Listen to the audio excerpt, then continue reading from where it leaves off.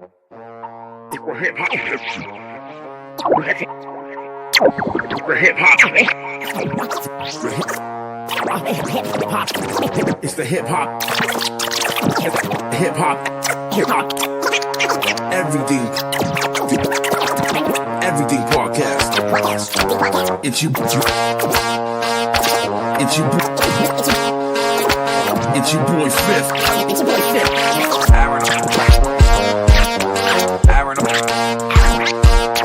Aaron all nighter.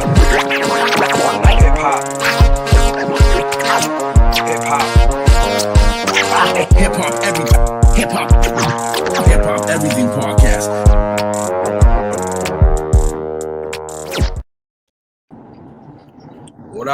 What up, everybody? It's your boy Aaron all nighter. It's your boy Fifth in the building. We got a special guest today on the Hip Hop Everything Podcast interviews. This man has been traveling all over the country. He's been working with major artists like The Far Side, 38 Special, Benny the Butcher, Fuego Bass, the whole BSF family. He's now got a new vinyl out on the Underdog Network on a Roku channel. Yo, we got King Hansom Woelife in the building. Hey, what's up, guys? Thanks for having me. Whoa. Absolutely. Whoa.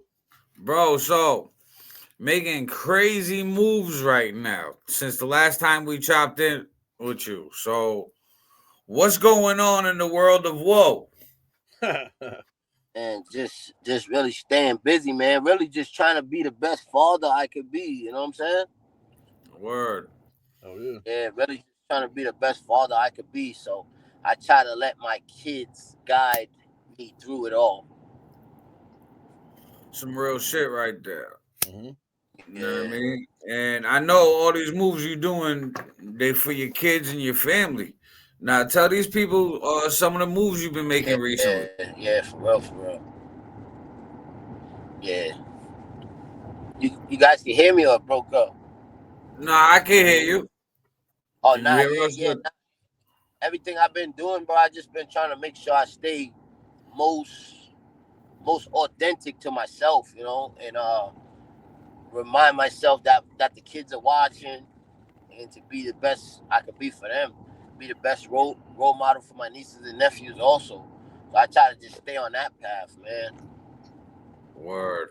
Not getting compromised by the industry, but not getting compromised by relationships or friendships. Like just staying my most authentic self through all these connections and just staying genuine, man, so that I'm comfortable with the person I see in the mirror. I don't want to ever lose that. So I'm just staying on that path, and my music reflects that, because I only speak about my real situations, that or way a situation made me feel or how I feel to a situation. So I haven't been compromising that goal, and I just been growing more and more fans. I just got $100 today off YouTube from my YouTube. I'm saying for doing 30, I think it was like 30,000 views in the last 28 days or some shit like that. That's good shit. Yeah, that's wild. Oh, yeah. Now, tell us a little bit about your project that's out on vinyl that has features of you with Fuego Bass and Benny the Butcher on your project. Oh yeah, man! Shout out to Fuego Bass, man. When I met Fuego Bass, man, he was like a newer artist just getting in it, and you know, I was just happy to meet somebody speaking that kind of message that I come from. So big shout out to Fuego Bass, and I tapped in with him on Instagram, and then we both had a show the same night. The weed pharmacist had put on an event for his dispensary, and me and Freddie Black was performing. So, and Benny was performing. So I met Fuego Bass at the concert, and we was just chopping it up. And he was like, "Yo, just stay in touch with me, bro. I'm gonna help you with exposure and get everything out there." You know what I'm saying? So I just stayed in touch with him, and we've been building ever since. So that's how I got the record with Fuego. And then I linked up with the Temper Beats to get the verse with Benny. And then, you know, I got a great connection with Skylar Ray. So I got Skylar Ray on the album, and my man Tarzan Absolutely. Figs. Yeah, I wanted Tarzan Figs to do a record to let Down South meet West Coast and put him and Skylar on the same track. So that's why they're on the track. Streets Keep Calling. And I got OMF Block with me on a feature on a song called Block Story because I know what that album is reaching. It's just, every purchase on that album is a Grammy nomination. So I wanted to make sure I put one of my guys on from my hood, which is OMF Block, so that when it does really pop, he could feed his family too. You know what I mean? Word. But yeah, so that's that project. It's out. It's out on vinyl only. Can't get it nowhere else. And you can get that project on the Underdogs Network on the Roku channel, correct? Yeah, yep. Yeah. Now, Shout out tell to the people, underdogs, man. tell people how like you got on Roku, bro. Like everybody got a Roku in their house now. So now Yeah, you in everybody's house. I was just I was on tour doing a show with 38, and I met these dudes from Syracuse, and they was just chopping it up with me, and they was telling me, "Yo, man, we got this going on, and we'd love to put your videos on Roku if you give us the clear." So I gave them the clear, and now the videos is up on Roku. And anybody that is an independent artist that might want to get their videos up there, I'll give you the plug. You know what I'm saying? I'll plug you right in with the dude. Oh yeah. And that's real shit because he plugged me with the dude. So You you're gonna already be know that. seeing the videos up there. I mean, So that's and dope. actually, we just interviewed one of the guys from the Underdogs Network, Holy Night. Shout out to Holy, man. Shout out to the Yep. city, man. I mean, shout out Holy Night and Charlie Brown. I mean, but Yeah. you making a Mhm. bunch of moves. I mean, you was just out in Brooklyn with Benny the Butcher, and I noticed that Benny the Butcher, when he posted the flyer on Instagram, he posted the flyer with you performing not once but twice. Yeah. Um, I don't know. I didn't have no say in anything. I just play my position and things happen.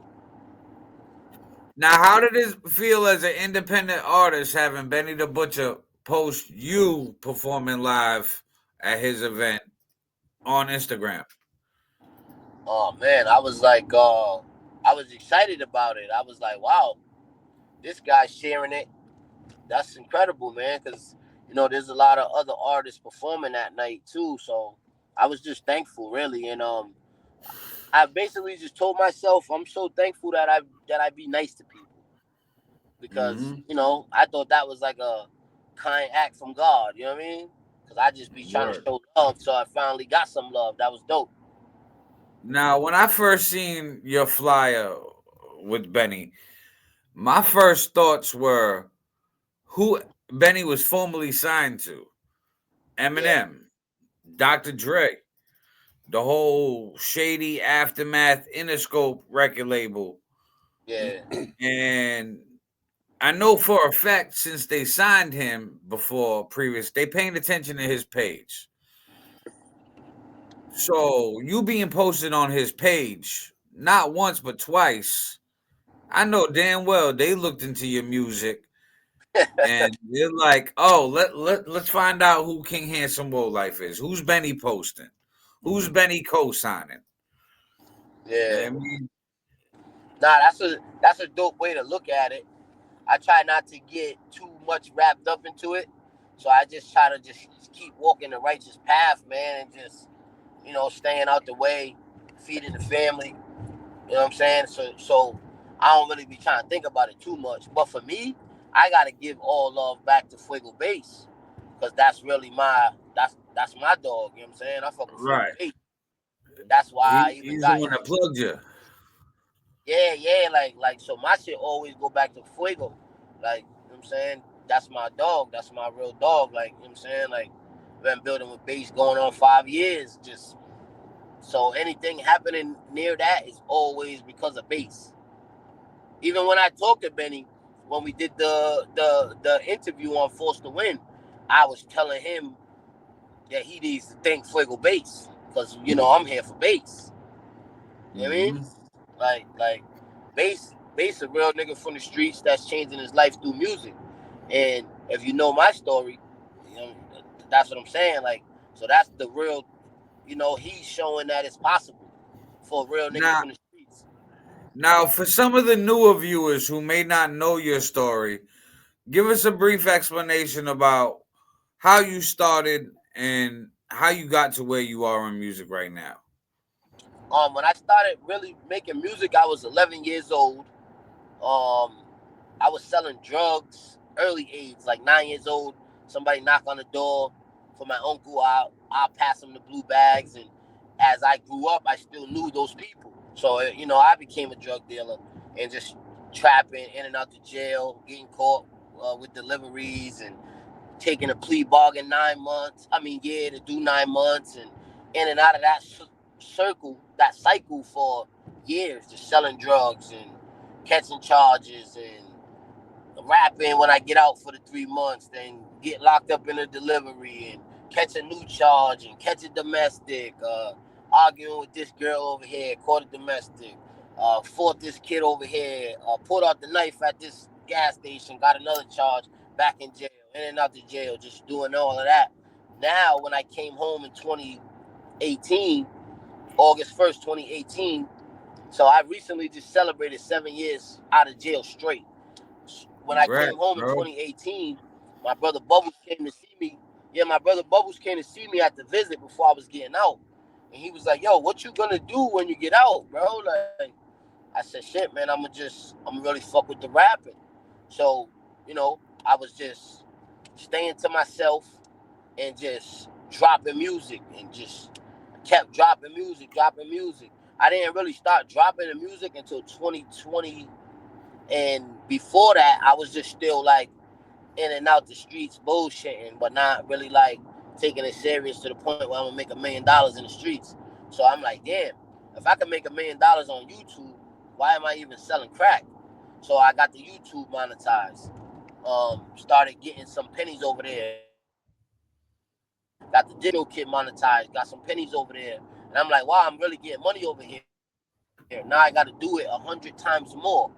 And now I made some real good bread that I was able to reinvest into the music to do the things I've been doing now, and staying in touch with Freddie Black and him showing me how to distribute my music. And now we to where I am today, where I'm getting paid to fly out to Portland, Oregon. I'm doing shows in New Orleans. I'm doing a festival in Fall River on the 29th. I'm doing a festival in Connecticut on the 30th of this month. So Now, just speaking of really those staying with festivals, my head down and focused. Yeah. I definitely want to touch on that. So let's talk about the 29th and the 30th real quick. Talk about what you're going to be All right. doing and who you'll be performing with on the 29th and 30th. All right. I'm gonna be with Skylar Ray, Caleb Mulcahy, and AC Too Cold. That's that. Those artists form up the rap group Doorway ENT. Skylar Ray's gonna be flying in from Portland, Oregon with Kayla, and AC's gonna be flying in from Chicago. And our first one will be in Fall River at the Battleship, and then the next day we're gonna be in Connecticut at the New Milford Brian Cody Law Festival. Nice. Now, I And know then that the Skylar got to fly 29th, out to the Texas. one in Fall River, is an Overdose Awareness Day festival. Yes. How Right. did you get involved in those type of events? Skylar Ray, and Kayla got a song called "Hold Me Down." That is like when we first dropped the song, it did 1 million views in 30 days, and it's still going. You know what I'm saying? So that song really picked up. It's big. They perform it at all their shows. So whenever they get anywhere near the East Coast, they want to make sure that I'm there with them to perform it together as a team because we created it together. So that's how that happened. And then when our friend AC came home, we wanted to revisit that same kind of strategy. So we did another record called Concrete Roads. And it's all of us on that record. So whenever we're in the same city, that's the record that we want to do for our fans. That's Those dope. are our biggest records, like of us all together. And that's why we're working on a joint project now, all four of us. Now you've performed a lot at recovery events. Is Yeah. it a way of like showing everybody how you've changed your life for the better from going from the streets to telling people like, hey, you don't have to do that route? I think it's more of just speaking about the experience, because sometimes there's people there that's not even in recovery. Sometimes there's people there that only got a day in recovery. So it's really just speaking and telling them that it is possible to change your life. That's really what it comes down to. It doesn't have to be about like a drug. It doesn't have to be about the alcohol. It just got to be about the want to do better. That's why the slogan "We Do Recover" is not just for a drug related incident. Like, hey, I'm a kid of child abuse. Like, I see my mom get beat. So when I slapped the girl, I thought that was regular. So like that too, we do recover. Now I think before I act. But I come from that, and I teach people that, hey, just because you came from that don't mean you have to be that. So, and I always got to tell my baby son to think before he acts, because I come from not thinking at all. But yeah, that's really what it's about. Just telling people that it is possible to change. No, it seems like you came full circle with your life so far, and right now you're just on the right path to keep doing these movements that you're doing, the Yeah, progression that you're going. You know what I mean? Took yourself out the streets to teaching people that they can take themselves out the streets. yeah, Still using music that's relatable to both ends and using that to feed the fam. yeah. I It feels mean, like the the harder I take myself away from everything, the more things try to tear me down. that's the problem with life. You know what I mean, we all seem to have that, and it'll be a constant fight. But that's be one of those fights that you recover with. I Yeah, mean, and it's easy too, because like I've been never the cool kid. Like I wasn't the cool kid. Like, you know what I'm saying? Like, so when I see these people and they want to like make it seem like there's beef because I'm not with their cool crowd, like, hey, I'm just comfortable doing my own thing, bro. I don't want to, I'm not with all that. Like, yeah, like I'm not with all that. Like, I'd rather just do what's best for me, because I don't like, you know what I'm saying? If I don't feel like something is authentic, I don't attach myself to it. You know what I'm saying? And I've learned from attaching myself to things and then it backfired. So now I'm just like, nah, like I'd rather just stick to myself and do what I do, because if you want something done right, you gotta just do it yourself. So I just do it. I just do it myself. And it's not that I'm lonely. Like I got my PR team. I got my management. Shout out to Jim Browse. I got, you know, artists that I really do work with. I got things like that. But it's like when it comes to like wanting to be accepted, it's just that's not where I'm at. Like I don't care to be accepted. I'm just gonna and be and and be. you not having a need for wanting to be accepted is what's making you accepted, in my opinion, because you're genuine and you're the relationships that you build with other artists, that you build with people, build with your fans, is genuine. Yeah, I I just be mean, upfront immediately. Like, yo, this is what I'm about. What's up? You know what I'm saying? Like, I'm not playing no games. Like, do you find it difficult in the music business keep having that those morals and trying to navigate in the business? yes, because to make it in the music industry, you got to be a little fake. You got to be Yeah. a little fake, because there's some hands you need to shake that you might not want to shake. Like, you know what I mean? So it instantly compromises, because now it's like, okay, I just signed a deal with these guys at Sprite. So now when you see me with the Sprite bottle, I made money real quick. But like now I'm like, now I can't be cool with Pepsi or something. Like, now I can't push that brand even though they own it. So it's like little sucker shit that they try to like make you attached to you, that says this is my identity now. And I don't want to lose my identity. That's why I'm usually repping my own brand, wearing my own items, doing my own things, because I know what making those friendships comes with. It's gonna compromise who I am. Like, and it's really comes down to what's your price, because all the negotiations would be like, all right, well, you are you comfortable taking this amount, and then with that amount, it's like, okay, now I work for you.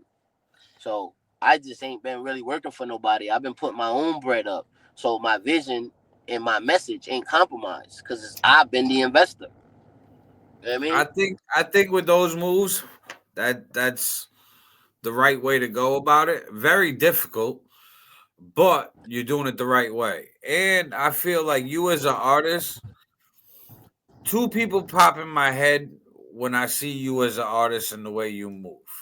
And both of them are legends. And it's because of their personalities, their morals and ethics, them never compromising. Snoop and ODB. Yo, They yo, didn't compromise for nobody, but man. they were able to get whatever they wanted. The sponsorships, deals. Look at Snoop was just crip walking at the Olympics. He didn't compromise for shit. Nah, He real said, "If shit. I'm pulling up, I'm sea walking. What's up?" Nah, real shit. So like, I see you as the Dope. Thank same you, type man. of artist, Yeah, yeah, thank you. And I'm still willing to learn every day. So that's what I think helps me the most, by not just thinking I know it all. So I'll learn if niggas talking some real shit. I'll open my third eye to listen to that. And but because my third eye's open, oh shit. But because my third eye's open, I see the bullshit faster. So right? that that's the part right there where I say, man, I lose friends all every day because I'm always gonna call you out for shit that's not real, or that's uncomfortable. But see, I think that right there, though, like I said, that's moving the right way. I That's a know real that's friend. why I'm locked in with you, and I'm pretty sure that's the same way Fif's locked in with you. That's what a real friend does, bro. A real friend will tell you shit you don't want to hear sometimes. You know what I mean? Like, you don't want to Right? surround yourself with yes men, because yes men ain't gonna get you ahead. Exactly. Yeah, nah, for real, and fifth, man, thanks for even teaming up with me on those records we got, bro. I think we got some solid projects. I believe like that project right now, the one that we do have out is at like I think it's at like 20,000. Yeah, it's a little over Real, real, 20,000 on Spotify. real, real numbers that people watched and listened to the record like on their own. So Hmm. I think that's incredible. Hell yeah. And I still got another song with him in the cut. I haven't even released it. It's already mixed and mastered down. It's me, King Handsome, and legit Aura. Nice. Oh yeah, shout out to my homegirl Legit Aura, man. I met her linking up with Skylar Ray out in Portland, Oregon. I think I met her before that, but it was through one of me and Skylar's songs. Then I met her in person when I went out there for a show. Word. So that shit was cool, and that's dope to merge that with Fifth, and now we got a record together. Now, to wrap this up, what we're gonna do is we're gonna play a video. But before we play a video of yours, we're gonna play your track UFO Hey, with thank you. Shout out to DG. DG Calivas. Yup. You said her name right too. She gonna like that. Right. Yeah, I be talking like Nori sometimes. I be fumbling words and shit. Yeah. So DG Calivas and you UFO will play that to wrap this up. But any last words that you want to say? Hey man, always believe in yourself and don't let nobody knock you out of your spot, man. That's the type of shit I Word. gotta tell myself. So that's the best message I can share, man. Believe in yourself and don't let nobody knock you out your spot, man. Free the real niggas, man. Shout out my niggas in 43rd. Shout out the uh my BSF niggas. Shout out my Woelife niggas, my doorway niggas. Shout out the Piff Boys. Shout out to the family, man. Whoa. Whoa. Whoa. Holla at you, whoa. Everybody. That was King Handsome Woelife. like we said, man, he's doing his thing out there. He's making moves. Major moves. Bro, the people he's working with, and I forgot a name too, Shaq. Oh, he got the track with Shaquille O'Neal. Yep. So Shaq, Far Side. I know he did some shit with Raekwon over when he was on the West Coast out in Cali. That's it. Skylar Ray, Benny the Butcher, Fuego Bass. I believe, I'm not sure if this is like confirmed or even allowed to be spoke, but I believe you're gonna kill me for this one. Rumor has it he might be having something with Street Soprano from BSF. Not sure. I have been hearing talkings about that. Not from Woe either. But rumor mill. Yeah. So he's doing his thing. Shout out to King Hansom Woelife. And August 29th, he'll be in Fall River, Mass. August 30th, he'll be in Milford, Connecticut. 2 festivals back to back. Crazy. Not like performing at festivals, bro. Yeah, right. Good for him. Good for him. Absolutely. He deserves it. The work he puts in, the genuine personality he has, he deserves it. The work ethic, the effort he puts in. Oh, absolutely. Office. Yeah. This is his job. Like, he's like, yo, I got to punch in the clock. I got to go to work. This is what I'm doing, and I got to work hard. I mean, he's not taking this as a hobby like 90% of artists nowadays. I mean, he's fucking gung-ho with this shit. I mean, getting paid to fly across the country. While some people can't pull up to a show that's in their own city, he's like, you know what? I'm going to fly to the other coast. Yeah. That's work ethic. 3,000 miles away. Yeah. I mean, that's big work ethic. But we're going to wrap this up. It's your boy, Aaron All-Nighter. It's your boy, Fifth. This is Hip Hop Everything Podcast Interviews. We at King Hansom Woelife. Whoa. Peace. It's the hip hop.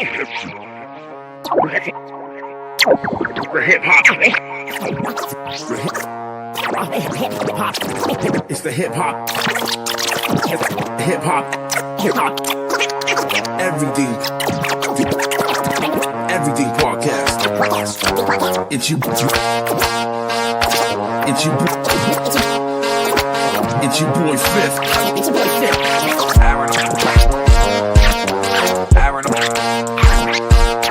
Aaron All-Nighter.